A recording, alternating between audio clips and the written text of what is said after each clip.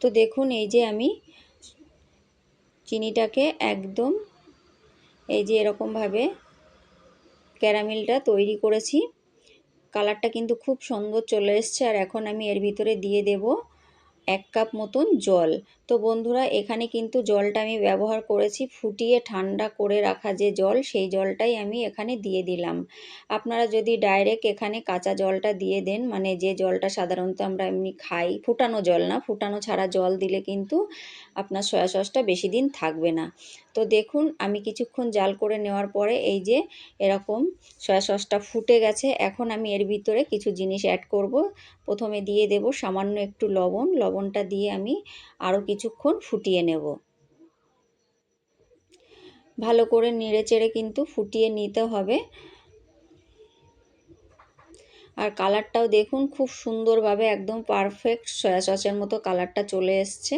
তো দেখুন আমি কিছুক্ষণ ফুটিয়ে নিয়েছি। এরপর আমি এর ভিতরে দিয়ে দেব 4 থেকে 5 চামচ ভিনিগার। আর ভিনিগারটা দেওয়ার জন্য কিন্তু সয়া সসটা নষ্ট হবে না, দীর্ঘদিন ধরে চলবে। আর এই সয়া সসটা আপনি যে কোনো চাইনিজ রান্নায় ব্যবহার করতে পারবেন। তো ভালো করে মিশিয়ে দিয়েছি। এরপর দেখুন আমি কিছুক্ষণ ফুটিয়ে নিয়েছি। এই যে তো দেখুন ঠিক এরকমভাবে তৈরি করে নিতে হবে। তো দেখুন এই যে আমি তৈরি করে নিয়েছি, এটাকে ঠিক একদম পারফেক্ট কালার চলে এসছে আর ঘনত্বটাও একদম পারফেক্ট চলে এসছে।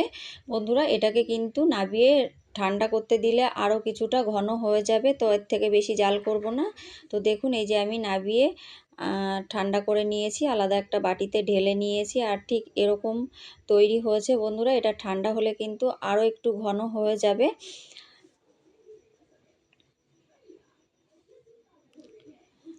তো দেখতেই পাচ্ছেন কতটা সুন্দর তৈরি হয়েছে। তো দেখুন আমি একটু ঠান্ডা করে নিয়েছি আর ঠিক এরকম ঘনত্বটা তৈরি হয়েছে। দেখতেই পাচ্ছেন একদম পারফেক্ট সয়া সস বাড়িতে তৈরি হয়ে গেছে।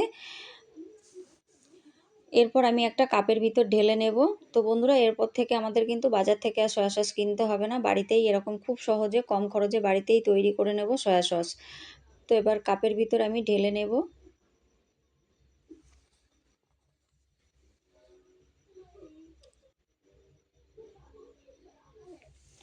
তো দেখুন এই যে আমি ঢেলে নিয়েছি।